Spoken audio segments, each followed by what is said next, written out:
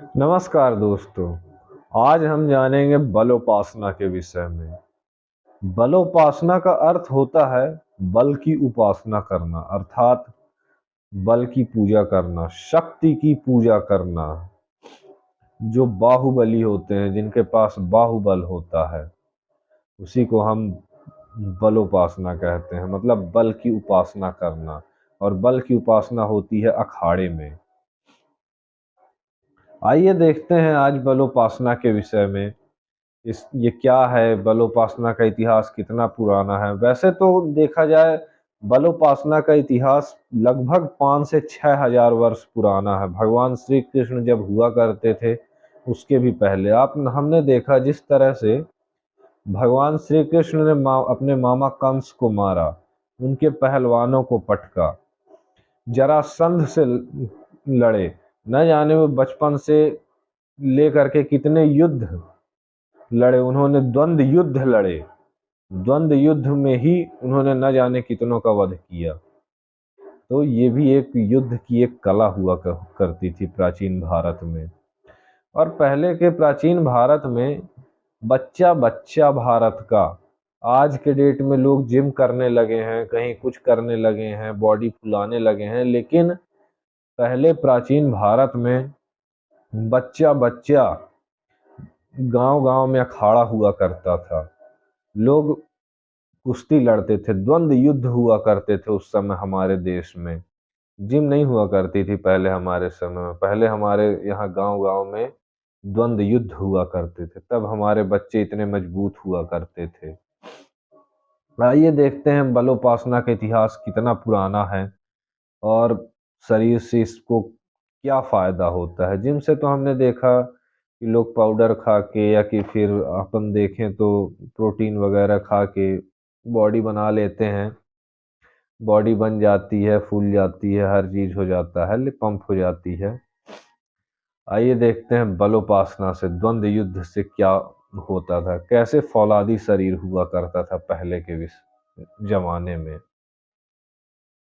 आइए अध्ययन करते हैं बलोपासना के विषय में। हमारे देश के प्राचीन काल में अन्य कलाओं के समान कुश्ती कला का समाज में बड़ा आदरणीय स्थान रहा है।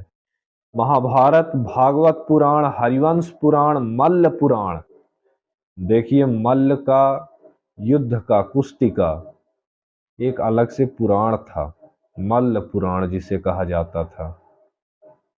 मार्कंडेय पुराण जैसे प्राचीन पौराणिक ग्रंथों में प्राचीन कुश्ती कला का बड़ा सजीव वर्णन मिलता है। पूरा भारत में पहलवानी के लिए मल्ल शब्द का प्रयोग हुआ है। माना जाता था कि मल्ल एक प्राचीन जाति का नाम था। इस जाति के लोग द्वंद्व युद्ध में बड़े चतुर थे। जो कुश्ती का जन्म हुआ, या ये कहा जाए कि जो कुश्ती है, प्राचीन भारत में जो पहलवानी है उसे मल्ल कहा जाता था, और मल्ल एक जाति का नाम था। और ये इस जाति के लोग आज के डेट में तो पता नहीं कहाँ विलुप्त हो गए हैं, क्या है, लेकिन पहले के समय में जो मल्ल जाति के लोग थे, वे द्वंद्व युद्ध लड़ने में बड़े कुशल थे, चतुर थे। मल्ल पुराण के अनुसार मल्ल विद्या का उपदेश सर्वप्रथम ब्रह्मा ने दिया। अब पता नहीं क्या है। कर्म पुराण मैंने तो देखा नहीं है, लेकिन लिखा है किताब में, देखते हैं। कर्म पुराण में की भाषा में व्यायाम विद्या के देवता, व्यायाम विद्या के देवता वायु हैं, क्योंकि व्यायाम में पूरा सांसों का ही खेल है ना, इसलिए वायु के देवता को इसमें जोड़ा गया है। भागवत पुराण ने श्री कृष्ण को इस विद्या का प्रबल जानकार बताया है। हाँ, जैसा कि मैंने कहा, भगवान श्री कृष्ण मल्ल युद्ध में बड़े कुशल थे। बहुत 64 कलाएं आती थी, जिनमें मल्ल युद्ध भी उनका एक था। कालांतर में, जब पहले के समय में, बहुत पुराने समय में, जब द्वंद्व युद्ध ने एक कला का रूप धारण कर लिया था, तब उसके कई प्रकार प्रचलित हुए। पहले सिर्फ द्वंद्व युद्ध ही नहीं होता था, मतलब इसके कई प्रकार थे जिनको प्राण घातक कहा जाता था। प्राण घातक, अंग भंजक, मूर्छक, भूपालक, ये द्वंद्व युद्ध के प्रकार थे। आज के डेट में लोगों को सिर्फ एक ही कला आती है, वो है कुश्ती। कुश्ती वो भी क्या, लपट पड़ना, है ना, जो अखाड़े में अपने होती है, और जैसा हम इंटरनेशनल लेवल तक देखते हैं। लेकिन पहले के समय में जो विद्याएं थी द्वंद्व युद्ध की, इसमें देखिए प्राण घातक, अंग भंजक, मूर्छक और भूपालक, ये द्वंद्व युद्ध की के प्रकार हैं। इतने इतने प्रकार के द्वंद्व युद्ध होते थे। और प्राण घातक, अंग भंजक और मूर्छक, ये तो युद्ध लड़ने के लिए ही ये कला थी। ये प्रकार जो है द्वंद्व युद्ध के, ये सामान्य तौर पर खेल कूद के लिए नहीं होते थे, ये लड़ने के लिए ही थे। ये तीन प्रकार, खासकर प्राण घातक, अंग भंजक और मूर्छक, यह नियुद्ध ही, इनमें से प्रायः तीन प्रकारों को युद्ध तथा अंतिम भूपालक को नियुद्ध कहा जाता था। मैंने जैसे बताया प्राण घातक, अंग भंजक और मूर्छक, ये युद्ध की कलाएं थी। ये इनमें युद्ध लड़ा जाता था। और जो भूपालक होता था, ये नियुद्ध की एक कला थी, इसमें युद्ध नहीं लड़ा जाता था। यह नियुद्ध ही मल्ल कला या कुश्ती कला है। ये जो नियुद्ध है, इसे ही हम कुश्ती कहते हैं आम भाषा में, जो हम खेलने के लिए यूज करते हैं, एक तरह से कहा जाए, है ना। क्योंकि आज हम किसी का प्राण नहीं ले लेते हैं कुश्ती में, बस उसे हम एक इंटरटेनमेंट की तरह इस्तेमाल करते हैं उस कुश्ती का, है ना, कुश्ती खेल के मनोरंजन के लिए। लेकिन जो प्राण घातक, इसमें तो प्राण ही ले लिए जाते थे जब तक आदमी का प्राण न छूटे। अंग भंजक, जिसमें अंग ही अलग हो जाते, मतलब अंग भंग कर दिया जाता था। मूर्छक, आदमी मूर्छा तक को प्राप्त हो जाता था।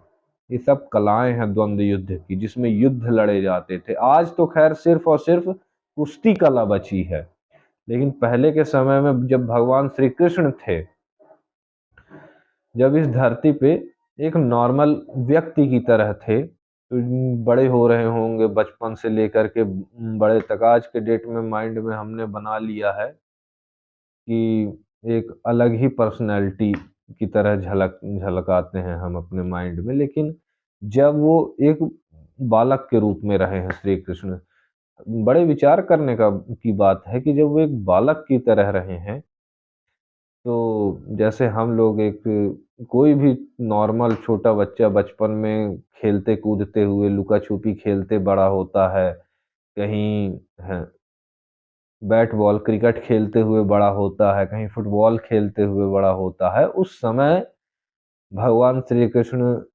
जो थे, उस समय के एज जनरेशन जो थी, भगवान श्री कृष्ण के समय की जो जनरेशन थी, वो युद्ध कला सीखते हुए बड़ी होती थी।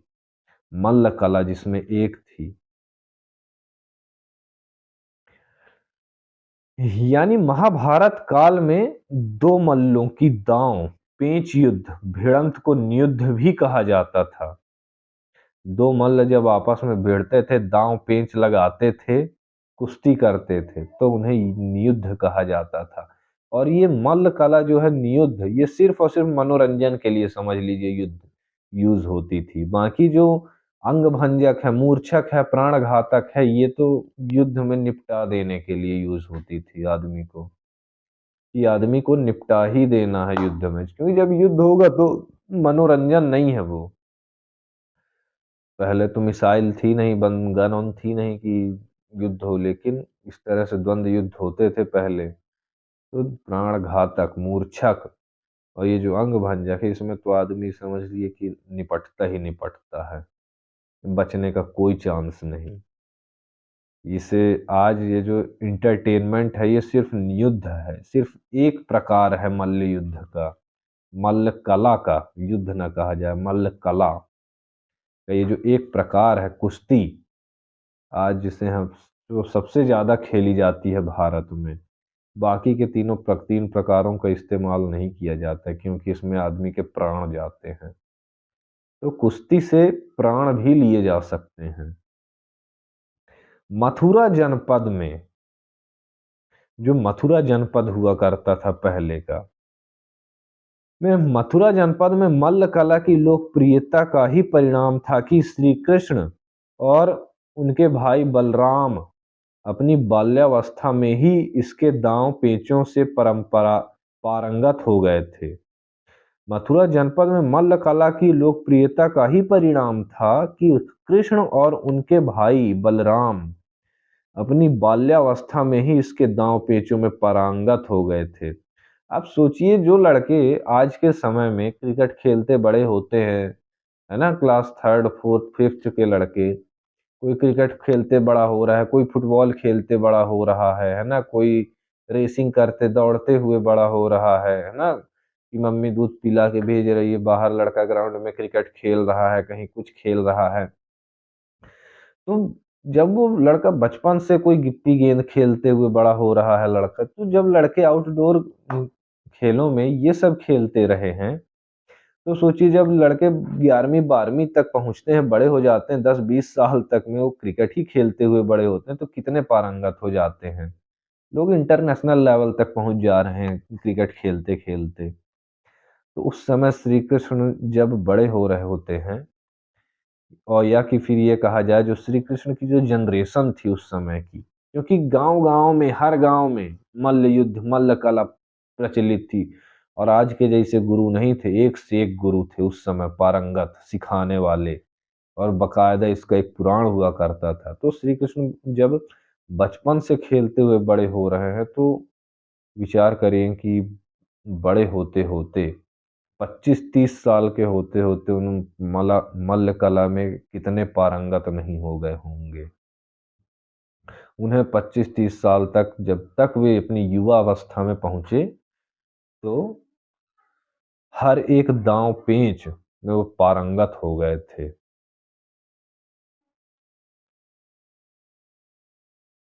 उन्होंने जंगल में अनेक भीषण पशुओं और कालिया नाग जाति के मल्लों को बिना किसी अस्त्र-शस्त्र के दाँव पेंचों से ही पराजित कर दिया था। बाद में उनके नियुद्ध कौशल का चरमोत्कर्ष मथुरा के तत्कालीन नरेशकंस के रंगमंडल में दिखाई दिया, जब उन्होंने कुवलयापीड़ जैसे मस्त हाथी तथा चाणूर जैसे दुर्दांत बलशाली मल्ल को सरलता से पराजित कर दिया। बड़े आसानी से पराजित किया था कंस के पहलवानों को।